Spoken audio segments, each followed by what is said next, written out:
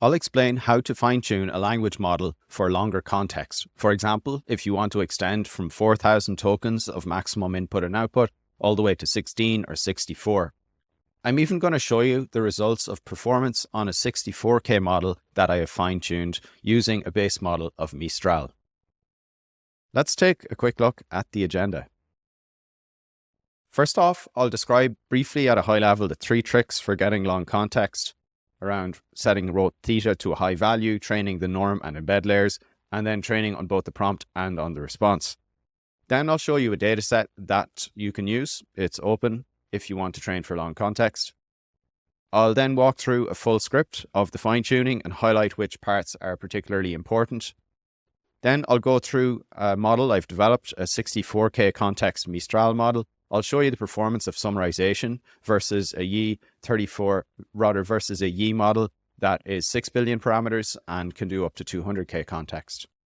Last off, I'll talk about a few final notes for your fine-tuning and maybe put it in the context of models as they're evolving now with models like mixtures of experts and Mistral.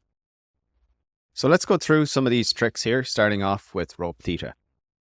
So the first trick is you set a parameter in the model called rope theta to about 1 million. It's normally about 10,000 or maybe 1,000, but 10,000 in Mistral. So we're going to increase it. Let's explain a bit why that helps out. In language models, information comes in 2 forms. There's the token type and there's the token position. For example, the token might be dog or it might be cat. And then there's also information about where that token comes within the sentence. So the word dog could be at the start or the middle or the end. So these are 2 types of information. And what rope theta does is it controls their relative importance. So when rope theta is increased to a higher value, it reduces the importance of the positions relative to the token types. Now, why is this relevant in long context? Well, in long context, you have a lot of information that's being fed in. And with a lot of information, you have a lot of positional information. And it turns out if you just put in a lot of context and more and more and more context, there's too much of the positional information, and that tends to make it hard to train the model. So what you need to do is dampen down the relative strength of the positional information, and that's done by increasing rope theta. So in short, we increase rope theta so that positional information doesn't dominate during the training or fine-tuning of the model. That's the first trick. The second trick is that we have to train norm and embed. If you are used to doing fine-tuning, you're probably using a method called LoRa. LoRa involves training adapter versions of the matrices within a language model. And these adapter versions are more compact and they allow the training to go faster.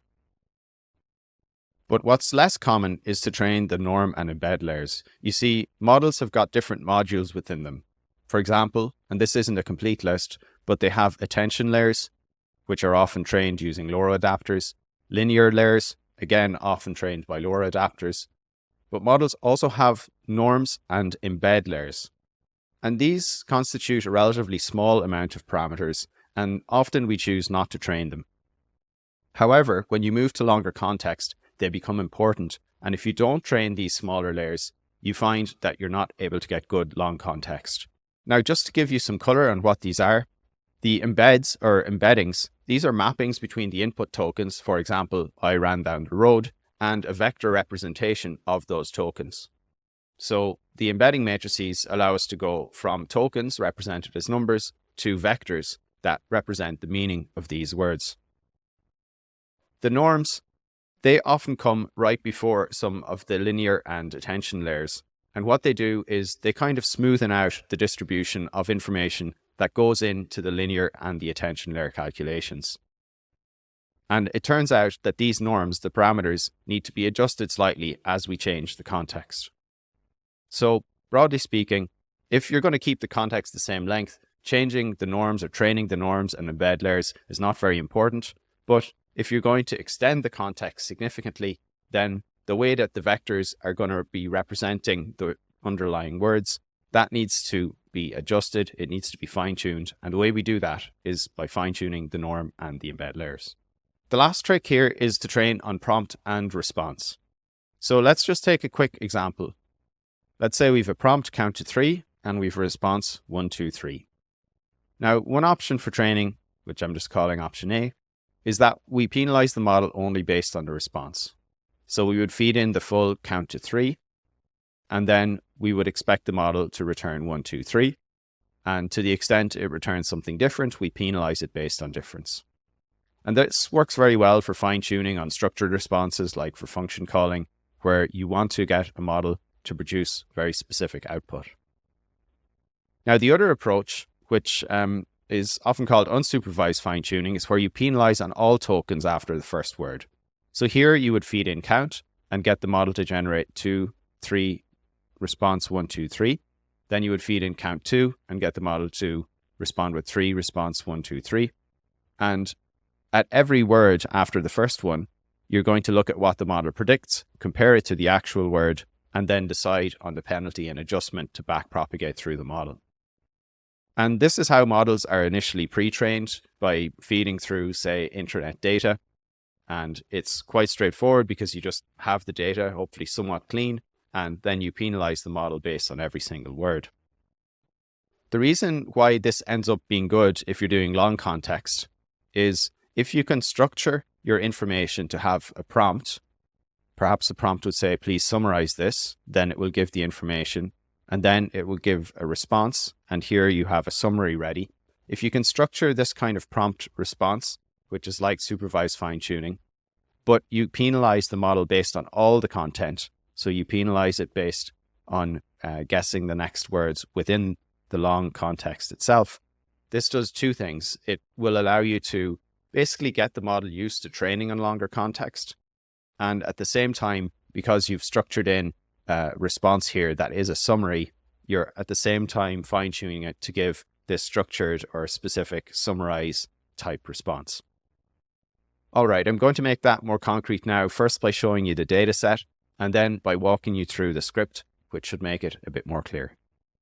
If you're going to train a model for long context, you need to have some really long data sets. And if you want to train the model for summarization, you're going to have some data sets that have a long body of information followed by a summary that is quite good. Now, here's a data set that meets both of those requirements, and it's called Big Patent and available on Hugging Face. This is a set of patents which often have a really long description, and then they also have an abstract that summarizes the patent. So this is a beautiful way to get some really long examples because there are some really long patents, and then have an abstract that summarizes those patents. I'll just give you a quick look here. Here's a description. It's going to be really long, so I'd have to scroll down forever to show it all. But if we feed in this as description and then ask the model to provide a summary and penalize it based on every word in the description and also based on the summary here, which is the abstract, then we can do very well for fine-tuning the model. So let's take a look now at loading this data set into a fine-tuning script and making implementing the three tricks that I just described. Just one quick note before then, this is a very large data set and it includes extremely long sets of data. So what I've done is filtered it down into a data set where the descriptions are no longer than 60,000 characters. There's about 4 characters per token usually, so that's about a 15, maybe to 16,000 token data set in terms of length. And actually for each of the rows here, I've just also appended the description length in characters, not tokens, just so you can see. And indeed, there are some of these that are reaching up to, say, 50,000, which here is maybe somewhere around 12,500 tokens. Time now to take a look at a full fine-tuning script. I'm up and running on RunPod using a PyTorch instance. And here, as a first step, what you'll want to do is connect and log in with Hugging Face. This will allow you to push your models to Hub when you're finished doing the training. Next up, I like to log in with weights and biases. This allows a really nice way to track the performance of the training, and I'll be showing you some of the data that we have in weights and biases so you can see how a training session progresses. Next up, we'll do some installations of some of the usual packages, including flash retention, to try and speed up the training. And Now we're going to load the model. So the base model I'm going to load is Mistral. And let me, as usual, increase my screen size here so that we can see. So I'm loading up the Mistral model, and you can see I'm not going to quantize it. I'm going to train it in full precision. I'm on an A6000, which is enough if you want to fine tune for 16K context length. For Mistral, that means I'm going to set the sliding window to a length of 16,000. And also the max position embeddings need to be set to at least 16,000. By default in Mistral, I believe they're maybe 32,000. So I'm currently not setting them right here. Now, you'll remember our first trick involves setting rope theta. It's typically about 10,000, and I want to set it to 1,000,000, so significantly higher. But actually, I'm not going to set it just yet because I want to show you what happens if you don't change rope theta. So I've loaded the model here, and you can see the sliding window is set to 16K.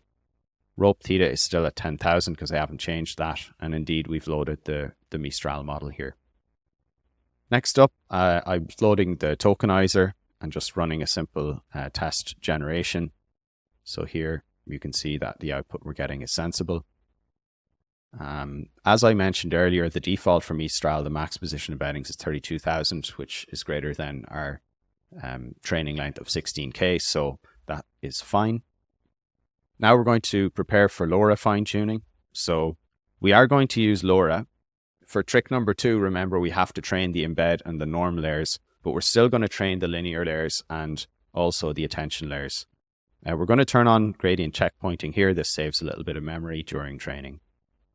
Now, you remember I said models have different modules. Well, if you just do print and model, you can get a list of those modules.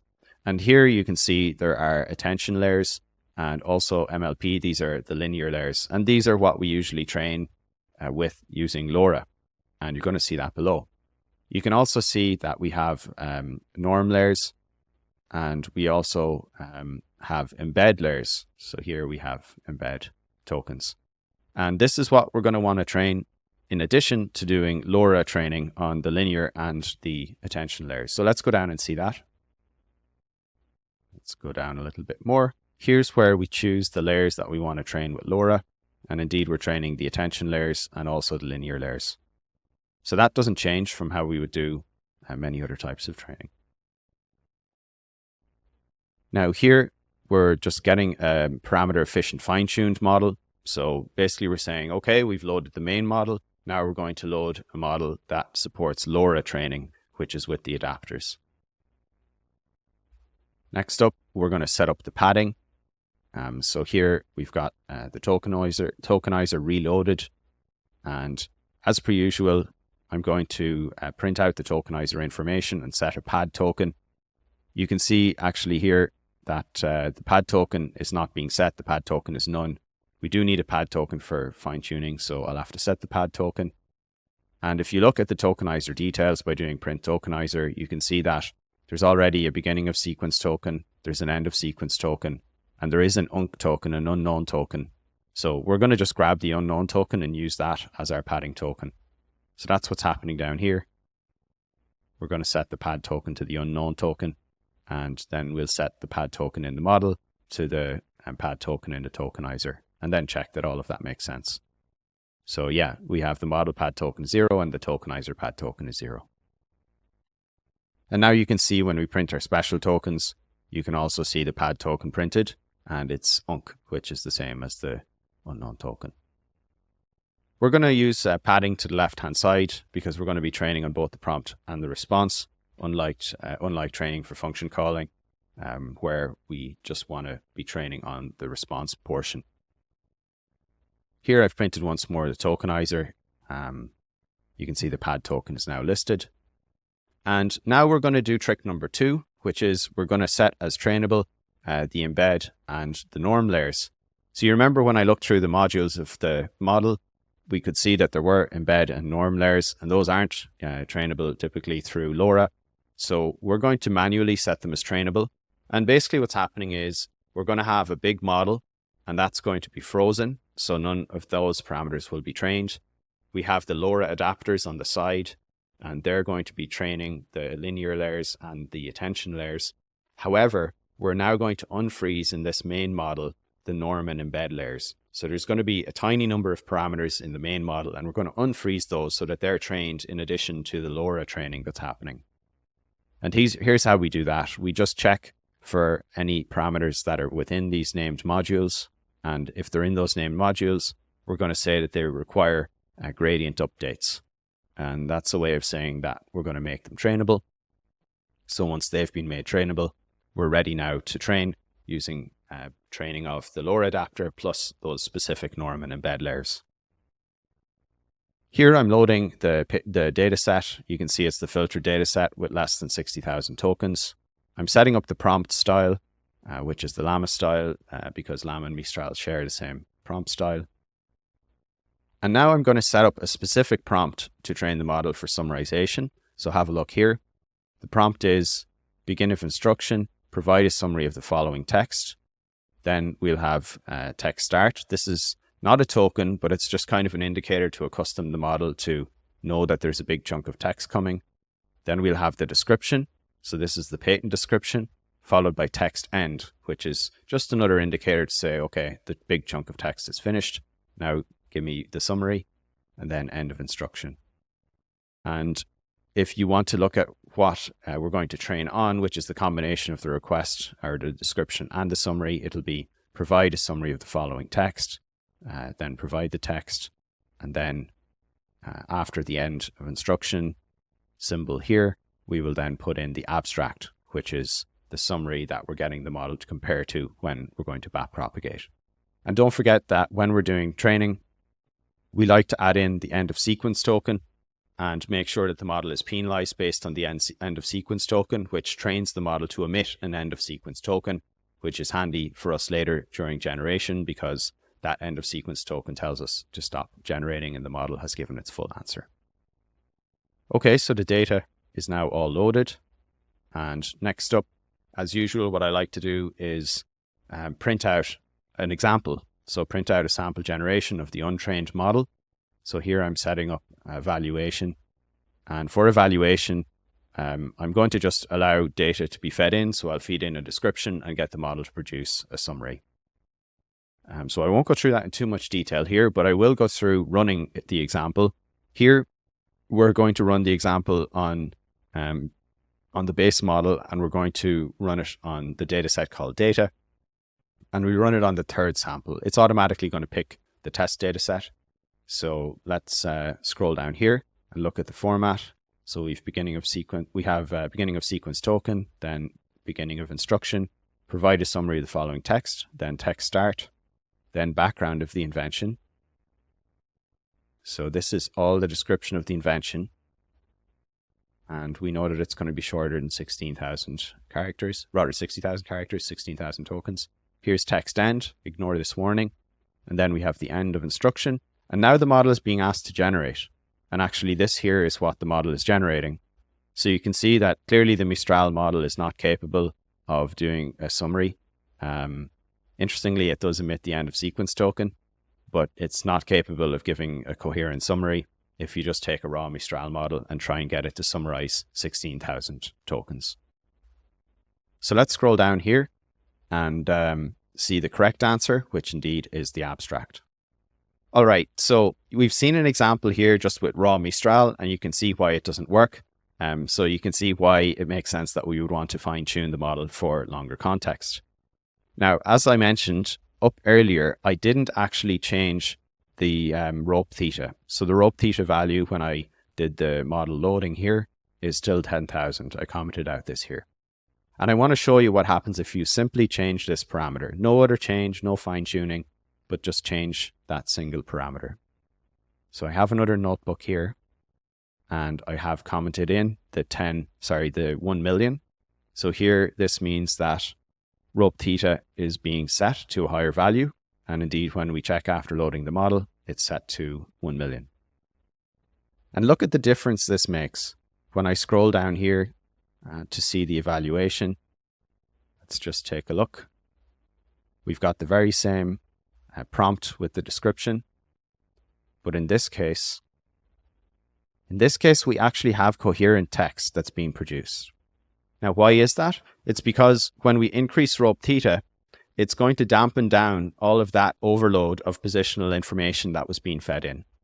And when we dampen down that overload, the model is not going to be able to properly take into account the positional information because it's not trained for long context, but it's also not going to throw the model off to produce gibberish.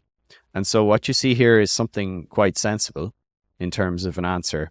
However, it very quickly starts to repeat itself.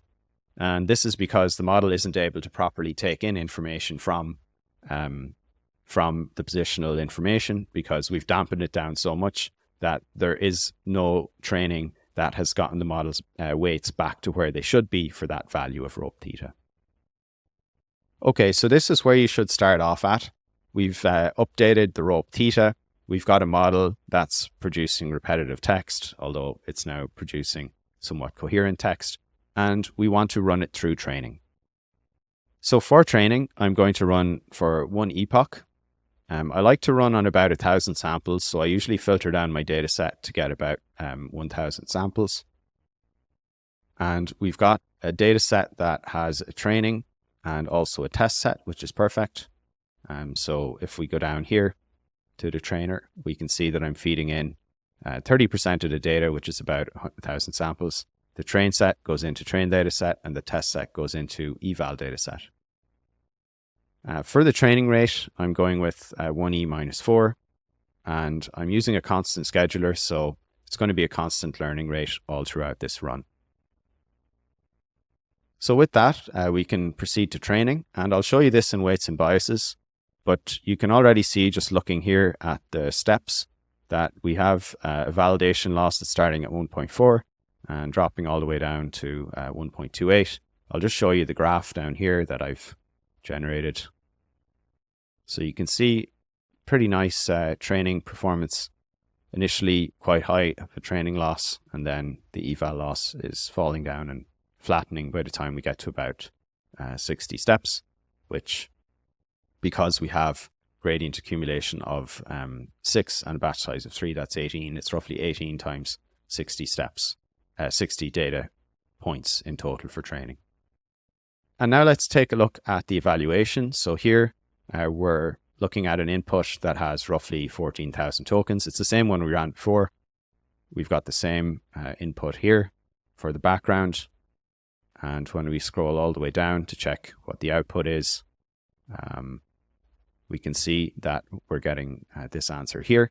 So we are now getting a very a brief summary. It's probably a little bit too brief in this case, but at least it's not repeating and it's giving us what we want. Now, because we trained for about 16,000 tokens in context length, and the data set has got varying lengths all the way through that, the model is going to be strongest somewhere below the 16,000 because it's just seen much more data for that length. So anytime you train a model up to, say, X context, it's always going to be weakest when it's at that X context because it's got the least amount of training data at that size. But still, we're able to generate some pretty good data here. And you'll see that if you test out other examples or even just ask it to summarize long random pieces of text, which I'll show you in the next notebook, it actually does quite well. After the model has been trained, you can move to merge the adapters and save the model to hub using the same steps. You can take a look at the function calling v3 video if you'd like to understand this in a little bit more detail. All right, folks, sorry, I look like Batman there with the lighting from the last video. This Irish sun, not expecting it at this time of year. In any case, you can check out the model for yourself, the Summarized 16K version. It's up on Hugging Face and it's open for anyone to access. But what I want to do next is show you the 64K version, which you can purchase, and I'll put a link below. It's going through the exact same fine-tuning, but using context lengths of up to 64K. And what I'm going to do now is show you the performance of this model versus the Yi 200K model, just for comparison of how well it's able to do summarization. So I'm here in an LLM comparison notebook, and the two models I'm going to compare. Let's go up and take a look. We have Mistral 7B Instruct Summarize 64K, and then Yi 6B 200K Lamified Chat SFT. And this is one of the strongest models out at the moment, the Yi model. Well, the 34B model is, and this is the 6B version, which is similar in size to 7B for kind of a fair apples to apples comparison. So I'm going to show you here a few examples where I summarize a very long chunk of text using both models, and then I'm going to show you Passkey performance on the 6B, on the Mistral model, to show you that, in fact, the fine-tuning has worked for the 64K of context. So let's just scroll all the way down to the results, and we'll have a look at the first tests. So here we're just testing out that the model is able to answer a simple question, and indeed it is. Next up, we're going to look at performance on 16K summarization. Yes, this is a 64K token model, but let's just look at 16K. So here we have an input of about 14.5K tokens, and we're looking at the summarized 64K model. It's actually an extract from the 2023 Berkshire Hathaway meeting. Sadly, Charlie Munger has passed away since, quite recently. But here we have the transcript. So let's scroll down, and here we have the answer. So here we can see the end, and we have the summary. And Warren Buffett and Charlie Munger are set to take the stage at the annual meeting in Omaha. Now, I should note, this is quite a difficult piece of text to summarize because it has kind of media commentary, then the live Q&A session from the meeting, which is very broken up with questions from the audience and then answers from different people, all interspersed. So it's a very difficult piece to summarize. The company's reported first quarter earnings, increase in operating earnings. Berkshire has been buying back its own stock and selling off its stake in Chevron. The company has also been buying back shares of other companies. That phrasing doesn't exactly make sense. You don't really buy back shares of other companies. The company's insurance business, Geico, has been able to increase its underwriting profit despite rising interest rates and a declining in advertising expenses. Okay. The company has also been buying back shares of Apple, which is one of its largest holdings. That doesn't make sense as a phrase. And Buffett has been a vocal critic of the Federal Reserve and the government's response to the pandemic. I think that's probably a bit harsh. I think there are aspects of the Fed's response that Buffett says that he supports. So you can see that it's certainly not perfect in terms of a summarization, albeit a very difficult challenge, but it does provide coherent text. It doesn't repeat its response, and it properly ends with the end token. So let's just compare that now to the response of Yi, and this is on the 16K length. So we'll take a look all the way down here, and the answer is, the summary is, the text above is a summary of the conversation between Buffett and the audience. I guess that's kind of true. It's Q&A. The text covers topics such as the insurance industry, Geico's telematics, I'm not sure about that, BNSF's precision scheduled railroading, that seems a little bit off, and the impact of AI and robotics in the stock markets and society, that I believe is correct. Text includes questions from the audience and response from Warren Buffett and Charlie Munger. So you can see that, again, not perfect as a summary, but the E model is also not bad at 16K, which you would expect because it's a 200K model. So let's move to the 60K comparison. So we're comparing 60K of context here. Actually 58,000 tokens. So I'm going to have to scroll down quite a lot to get through all of this passage. So let's get here. Okay. So here's the summary. Warren Buffett and Charlie Munger set to take the stage. It's a big draw, 40,000 attendees. It's giving some stats on this quarter. The company's been investing heavily in renewable energy and its goal of reducing carbon footprint by 50% relative to 2005. Okay, so again, it's producing coherent text. Maybe not the best possible summary you could get. It's touching on some fairly specific points, but not the worst. And now we'll take a look at Yi at the 64K. So here's Yi on 56,000 tokens of input. And let's scroll down and see how the response fares.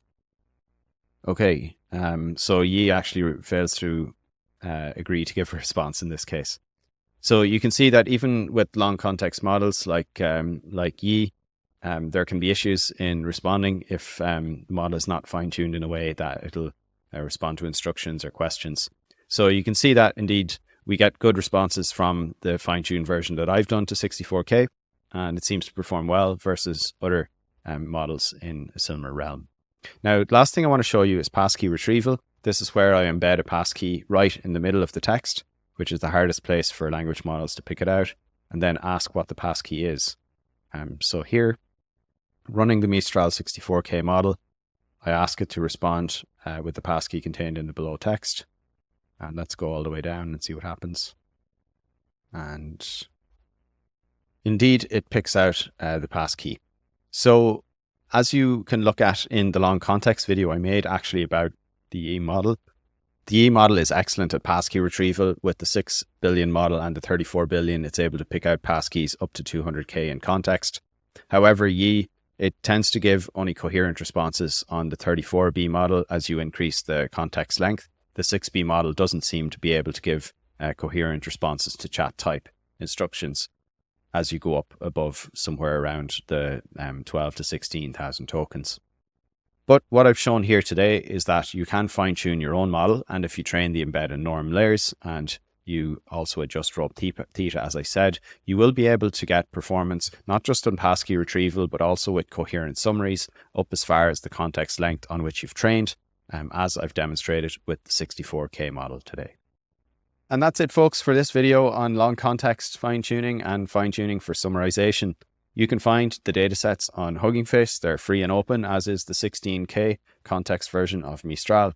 You can access the 64K version by purchasing from the link on Hugging Face.